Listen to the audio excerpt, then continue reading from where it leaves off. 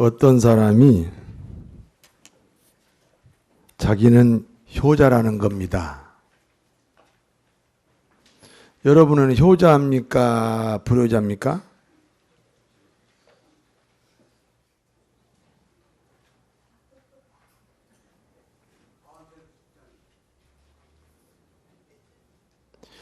어떤 사람이 자신이 효자라는 거예요. 자신이 효자라고 하는 그 부모를 찾아갔습니다. 당신 아들이 진짜 효자인가요? 이렇게 물어봤어요. 그때 그 부모가 대답합니다. 우리 아들이 효자이면 이 세상에는 불효자가 한 사람도 없겠네요. 이렇게 말했습니다. 효자인지 불효자인지 그 결정은 부모가 하는 것이지 자식이 하는 것이 아닙니다.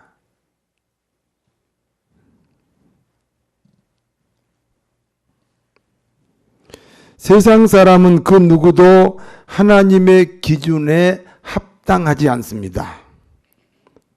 죄가 무엇입니까? 하마르티스라고 해요. 하마르티스. 하나님의 관역을 빗나갔다.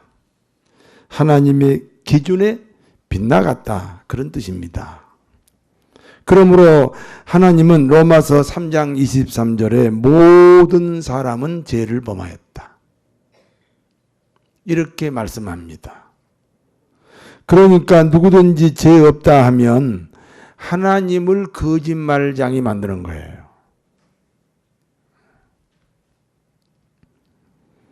사람은 자기 양심으로 비추어 볼 때 거리낌이 없다. 나는 깨끗하다.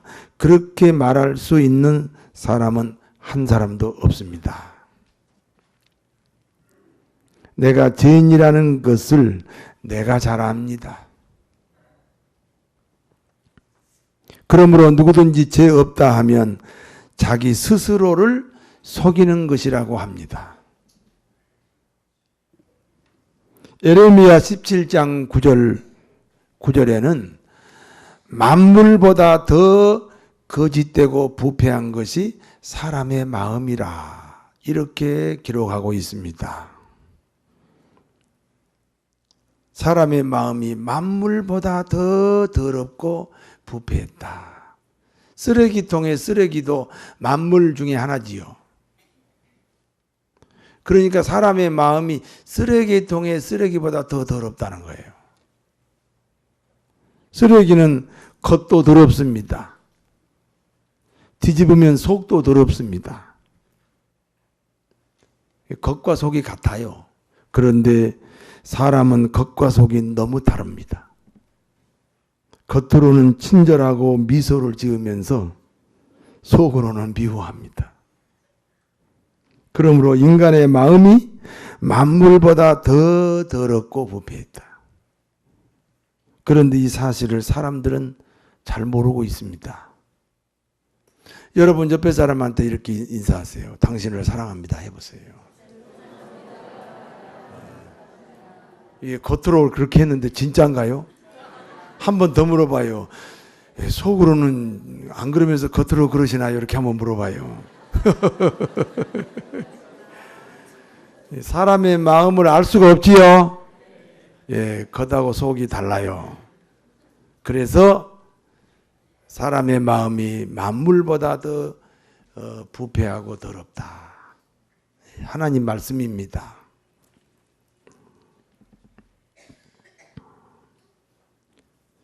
여러분, 불신자에서 신자가 될 때 반드시 통과해야 되는 관문이 있습니다. 여러분, 예배당에 들어올 때 저 문을 열고 들어왔지요? 저 문이 아니고 들어올 수 있는 방법이 없잖아요?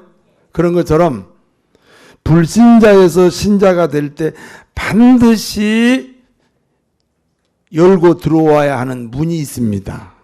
그 문이 어떤 문인지 아십니까?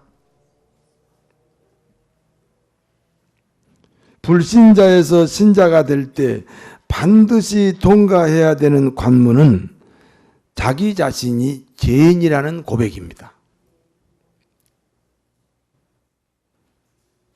20년 동안 교회 다녀도 아직도 구원의 확신이 없다면 자기 발견, 자신이 죄인이라고 하는 이 눈물이 없기 때문에 그렇습니다. 내가 죄인이다. 이것은 눈물입니다.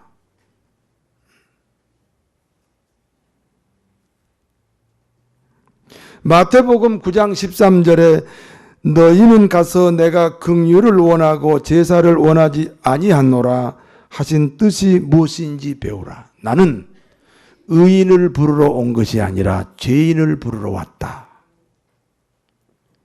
이 세상에 의인은 없습니다. 모두가 죄인이지요. 그러나 본인이 죄인이라고 고백해야 주님이 찾아가서 구원을 주신다. 그런 뜻입니다.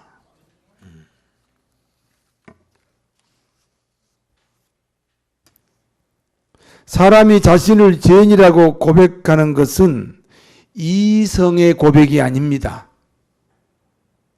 연탄을 하얗게 하려고 닦고 또 닦아도 계속해서 검정물이 나오잖아요. 이와 같이 사람은 선하게 살려고 아무리 노력해도 검정물이 나와요. 죄가 나와요. 미움이 나온다고요. 그러므로 내가 죄인이다. 내가 죄인이다 하는 고백이 이성의 고백이 아니라 성령의 고백이어야 합니다.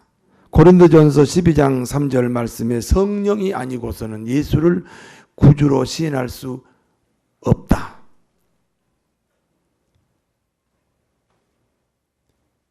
여러분이 죄인입니다.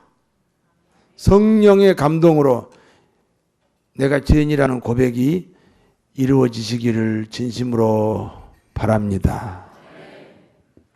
성령이여 강림하사 나를 감화하시고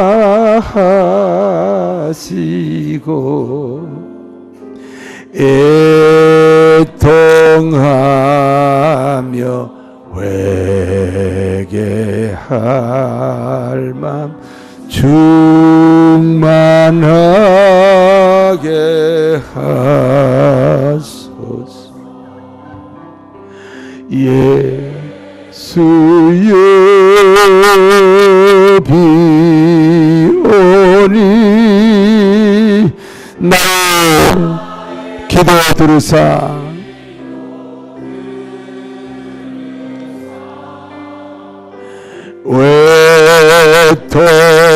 외통하며 회개할 맘 충만하게 하소서. 사울이라는 청년이 있습니다. 바리새인 중에 바리새인입니다. 하나님을 사랑하고 하나님에 대한 충성심이 대단한 사람입니다. 사울 청년은 그 당시 신흥 종교인 기독교를 이단이라고 생각했습니다. 그래서 기독교인을 잡아 감옥에 넣거나 반항하면 현장에서 죽이기도 했습니다. 어느 날 소식을 들으니까 다메섹에 기독교인들이 많다. 이 소식을 들었습니다. 사울은 다메섹에 있는 기독교인을 잡으려고 사법권을 가지고, 때로는 죽일 수도 있다, 이 사법권을 가지고 이협과 살기가 등등해서 다메섹 입구까지 왔습니다. 그때 호련히 하늘로부터 빛이 사울을 둘러 비추는 것입니다. 빛이 너무 강렬해서 땅바닥에 나뒹굴게 됩니다. 빛은 상대방의 모습을 드러내는 역할을 합니다. 여러분, 시력이 좋아서 보는 게 아니고 빛이 있어야 보는 겁니다. 이 예배당에 불을 꺼버리면 이제 옆에 사람도 안 보이고 나도 안 보여요. 빛이 들어왔기 때문에, 그 빛 때문에 지금 상대방이 보이는 거예요. 빛은 상대방의 모습을 드러내는 역할을 합니다. 여러분, 시골에 가면요, 뒤뜰에 거적대기가 있어요. 그걸 휙 제끼면은 그 속에 벌레들이 빛이 싫어서 곤두박질 도망가는 걸 볼 수 있어요. 자기가 드러나는 것이 싫어서 곤두박질하고 도망간다는 거예요. 사울은 하늘에서 내리 비추는 빛으로 인하여 자기 자신이 송두리째 벌거숭이가 되고 말았습니다. 내가 기독교인을 핍박하고 괴롭힌 것이 하나님에게 충성한 것이 아니었구나. 내가 지금 하고 있는 일이 잘못되었구나. 자신이 정난화하게 발견된 상태에서 주님의 음성이 들립니다. 사울아, 사울아, 너는 어찌하여 나를 핍박하느냐? 사울이 질문합니다. 당신은 도대체 누굽니까? 주님이 다시 말씀합니다. 나는 내가 핍박하는 예수다. 분명히 유대인들이 로마 군대를 동원하여 예수님을 십자가에 죽였는데 여기 부활하셔서 지금 빛으로 오셨습니다.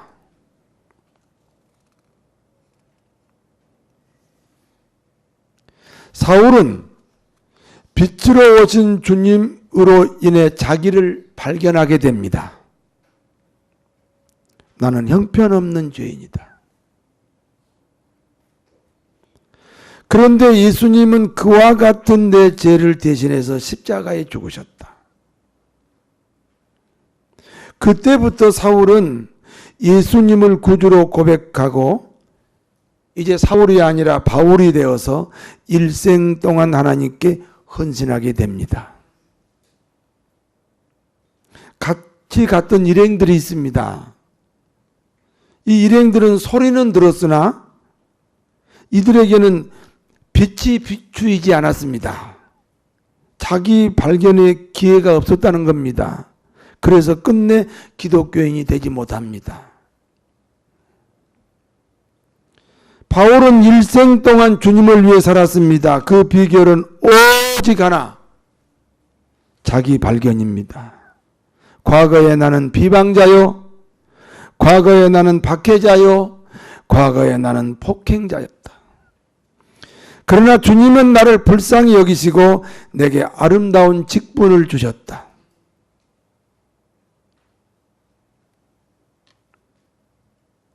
구원받은 이후에도 계속해서 자신을 발견합니다. 나는 죄인 중에 괴수다. 죄가 크게 보이니까요, 용서도 큰 용서가 됩니다. 용서가 크니까 헌신이 더 커지는 것입니다.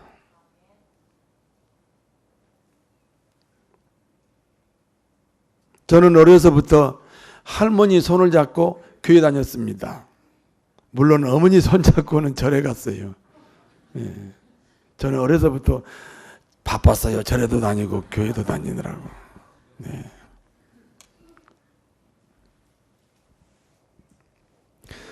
중학교, 고등학교를 미션 스쿨 다녔습니다. 교회 출석 카드 제출하지 않으면 학년 진급이 안 돼요. 철저하게 신앙교육 받았습니다. 군대 가서 세례 받았습니다. 그러나 예수님을 구주로 영접하지는 않았습니다. 약 10년의 세월이 흘렀습니다. 조그만한 사업을 하는데 부도가 났습니다. 낮아지고 또 낮아지고 비고 빈 마음으로 눈물을 흘리면서 기도원에 갔습니다. 기도원 첫날 새벽기도 시간입니다. 요한복음 3장 3절, 사람이 거듭나야 하나님 나라를 볼 수 있다. 거듭나야 된다. 왜 거듭나야 신자가 되지? 내가 죄인이기 때문이다. 저는 망치로 내 뒤통수를 얻어맞은 것 같았습니다. 그래, 내가 죄인이구나. 그때부터 나의 죄가 쓰나미처럼 내게 밀려왔습니다. 아침에 산에 가서 눈밭에서 기도합니다. 눈을 뜨면 저녁입니다. 죄 때문에 울고 또 울었습니다. 내 죄가 백두산보다 높고 태평양보다 깊구나. 그렇게 생각했습니다. 그와 같은 죄가 예수님 보혈로 눈보다 더 희게 깨끗하게 되었습니다. 할렐루야. 여러분, 100만 원 꾸면 얼마 갚아야 돼요? 1000만 원 꾸면 얼마 갚아야 돼요? 1억을 꾸면 얼마 갚아야 돼요? 그게 우리들의 양심입니다. 예수님이 나를 위해 죽었습니다. 그럼 나는 어떻게 해야 됩니까? 아니, 100만 원을 꾸면 100만 원 갚아야 돼요. 1000만 원 꾸면 1000만 원 갚아야 돼요. 1억 꾸면 1억 갚아야 돼요. 왜? 우리 양심이에요. 그렇다면 예수님이 나를 위해 죽었으니까 나는 어떻게 해야 돼요? 나도 죽어야죠. 그게 우리 양심 아닙니까?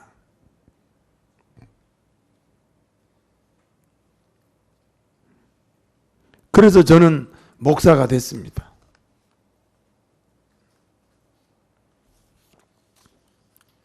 오늘 본문이 주는 교훈입니다. 첫 번째, 기독교인이 되는 유일한 길은 자기 발견입니다. 믿습니까? 어떤 집사가요, 교회 다닌 지 30년이 되었는데 아직도 예수 안 믿습니다. 제가 물어봤어요. 집사님, 왜 예수를 안 믿어요? 그러니까 이렇게 대답하더라고. 목사님, 죄는 내가 짓고 죽기는 예수님이 죽어요? 사람의 양심이 있어야지. 그러면서 안 믿어요. 맞잖아요. 아니, 죄는 내가 죽고 예수님이 죽기는 예수님이 죽어요? 그래서 그분은 안 믿어요. 양심 너머에 더 깊은 죄를 깨달아야 할 줄로 믿습니다.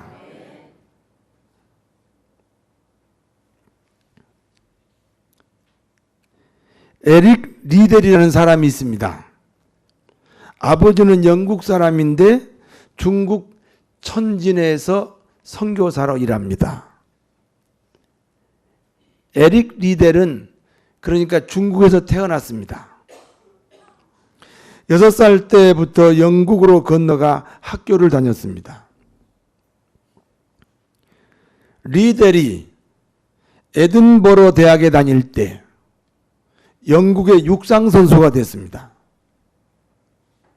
1924년 파리 올림픽에 출전했습니다. 리델의 주종목은 100m 달리기입니다. 그런데 이 100m 달리기 경기가 일요일 날 있습니다. 금메달 1순위인 리델은 일요일에는 예배를 드려야 된다. 그래서 출전을 거부합니다. 다음 날 400m 경기가 있었습니다. 거기 출전했습니다. 아무도 리델이 금메달을 따리라고 생각하지 못했습니다. 그런데 리델이 400m 경주에서 금메달을 땄습니다. 나 같은 죄인이 구원받았다는 감격입니다. 여러분, 이 리델의 이야기를 영화로 만든 영화가 있어요. 아시죠? 무슨 전차요? 불의 전차라는 영화가 있습니다. 나 같은 죄인이 구원받았다는 감격입니다. 그러니까 구원받은 사람은 금메달이 중요하지 않습니다. 예배가 더 중요합니다.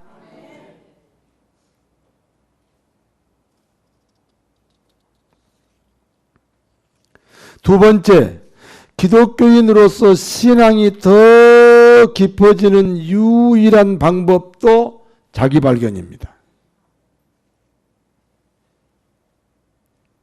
빛 앞에 가까이 가면 그림자가 더 커지는 것입니다. 빛 대신 주님 앞에 가까이 가면 내 죄가 더 커지는 거예요. 죄가 발견된 동시에 용서를 확인하잖아요. 이런 내 죄를 흰눈보다 더 희게, 양털보다 더 희게 내가 씻혀졌구나, 깨끗해졌구나. 내가 네 죄를 기억하지도 아니하신다. 죄가 생각이 나면서 동시에 용서를 확인하는 겁니다. 큰 죄를 발견하면 큰 용서가 있습니다. 용서가 크니까 헌신이 커지는 거예요. 여러분, 오늘 읽었던 디모데전서 1장 15절 한번 보세요.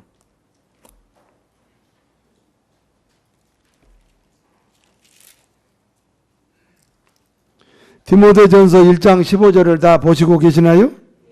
같이 읽습니다. 미쁘다 모든 사람이 받을 만한 이 말이여, 그리스도 예수께서 죄인을 구원하시려고 세상에 임하셨도다 하였도다. 죄인 중에 내가 괴수니라. 죄인 중에 바울이 누구라고요? 괴수래요, 괴수. 자신을 죄인 중에 괴수라고 고백할 때는 사도 바울의 인생 후기입니다. 40에 하나 감한 매를 5번 맞았습니다. 여러분, 40에 하나 감한 매, 40개 맞으면 죽으니까. 그래서 하나를 감하고 39개를 때립니다. 그런 매를 5번 맞았대요. 태창을 3번 맞았어요. 한 번은 돌에 맞아서 쓰러졌습니다. 사람들이 죽었다고 쓰레기통에 버렸습니다. 그런데 다시 툴툴 일어나서 또 전도하러 갑니다. 3번 배가 파손해서 일주일을 바다에서 표류한 적이 있습니다. 바울을 죽이겠다는 특공대가 30명이 조직되어 있습니다. 줄이고 목마르고 춥고 헐벗었습니다. 이렇게 헌신된 사람이 어떻게 자기 고백이 나는 죄인 중에 괴수다 이렇게 고백할 수 있어요? 나는 죄인 중에 괴수입니다. 이렇게 헌신된 상황에서 자기 발견이 나는 죄인 중에 괴수라는 거예요. 최고의 헌신자가 된 것은 오직 자기 발견입니다. 그렇게 헌신된 사람의 자기 고백이 나는 죄인 중에 괴수다. 왜요? 죄가 크게 보이는 거예요. 자기 발견이 크다는 거예요.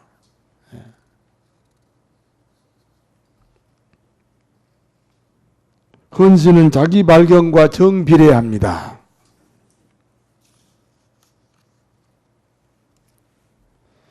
오늘 시간 말씀의 빛으로 내가 누구인지를 발견하는 귀한 시간 되시기를 진심으로 축원합니다.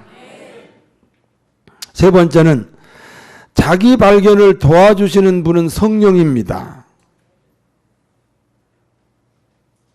왜 봉사하다가 중단하셨나요? 성령이 소멸됐군요. 성령이 소멸됐어요. 자기 발견이 중단됐어요. 끊임없이 성령을 구해야 됩니다. 주일 오전 예배, 오후 예배, 수요 예배, 철야 예배, 새벽 기도. 모임을 힘쓰십시오. 모이는 곳에 성령의 역사합니다. 구원받은 사람이 세상을 이기는 유일한 비결이 있습니다. 구원받고 하나님께 더욱 헌신하는 유일한 비결이 있습니다. 오직 한 가지입니다. 성령 충만입니다. 성령이 내 안에서 역사하시면 담배도 싫어지고 술도 싫어지고, 주일날 교회 안 가고 다른 데 가면 일주일 내내 괴롭습니다. 교회 오는 것이 즐겁습니다. 찬송이 즐거움입니다. 기도가 즐거움이에요. 제가 아까 박수치고 찬송 부르자 그랬잖아요. 이게 왜 안 될까요? 왜 안 될까요? 아유, 금보교회는 박수치는 교회인가 봐. 박수 안 쳐요, 우리 교회. 근데 왜 이걸 쳐야 됩니까?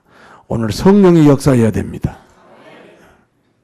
자기 스타일을 좀 깨버리고, 박수 안 치면 나는 찬송 못 불러. 그런 사람은 박수 치지 말고, 나는 박수 치고 찬송 부르라 그러면 죽어도 못 불러. 그런 사람은 꼭 박수를 쳐보세요. 문제는 뭐가 역사해야 돼요? 성령이 역사해야 됩니다.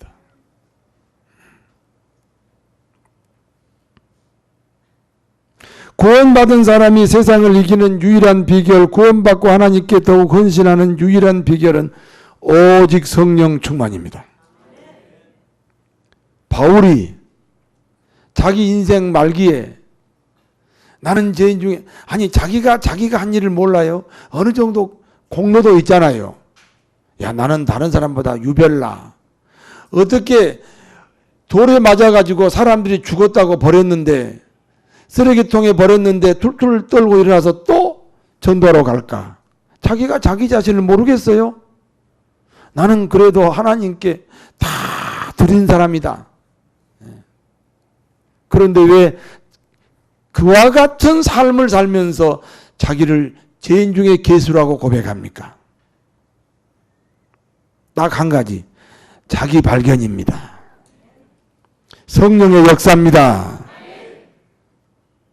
아니, 죄인 중에 괴수가 용서받았으니까 용서가 크잖아요. 용서가 크니까 헌신이 커지는 거예요. 의무가 아닙니다. 내가 목사이기 때문에, 장로이기 때문에, 권사 집사이기 때문에 아닙니다. 내가 나를 보니까 나 같은 죄인을 위해서 예수님이 피 흘려 죽으셨으니까, 그분이 나를 위해 죽었는데 나는 죽지는 못할 망정 내가 그분 앞에 순종해야지. 자기 발견 때문에 일어나는 모든 행위가 헌신이 되는 줄로 믿습니다.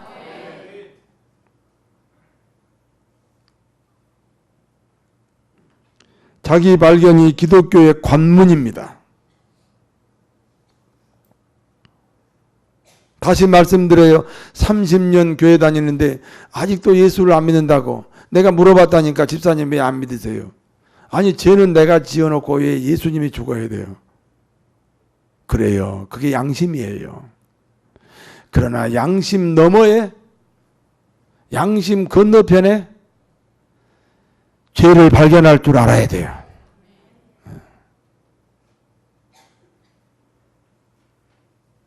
자기 발견이 기독교인이 되는 관문이에요. 이제 기독교인이 됐어요. 이 기독교인은 끊임없이 또 자기 발견을 통해서 신앙이 성숙해지는 겁니다.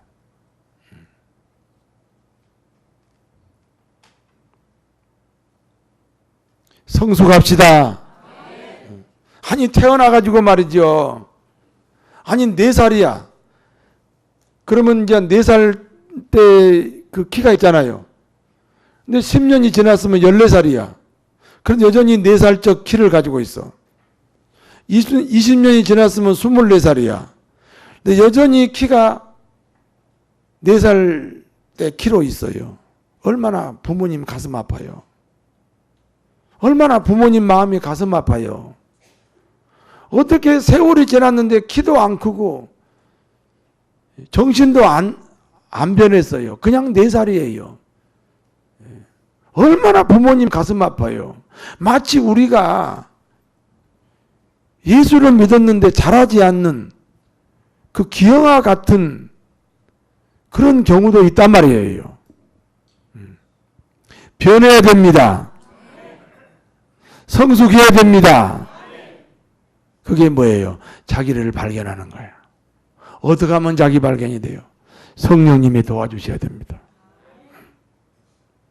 성령이여, 저희 교회에 충만하게 오시옵소서.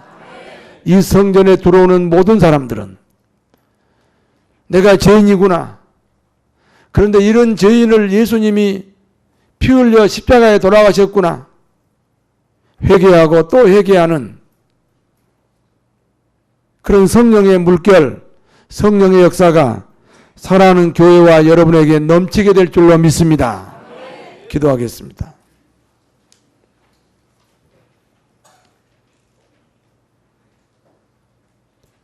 하나님의 은혜를 감사합니다.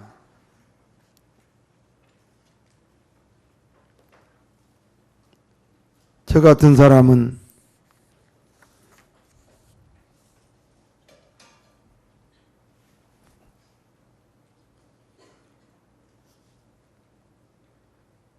어려서부터 교회 다녔지만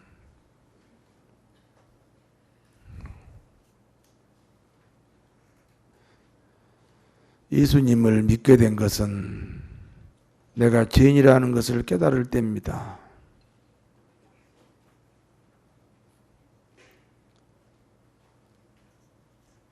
그리고 조금 더 나은 목사가 되려고 발버둥 치는 것도 여전히 내가 죄인이라는 고백 때문입니다. 성령이여 오시옵소서. 회개의 물결이 넘치게 하옵소서. 구원 받았어요.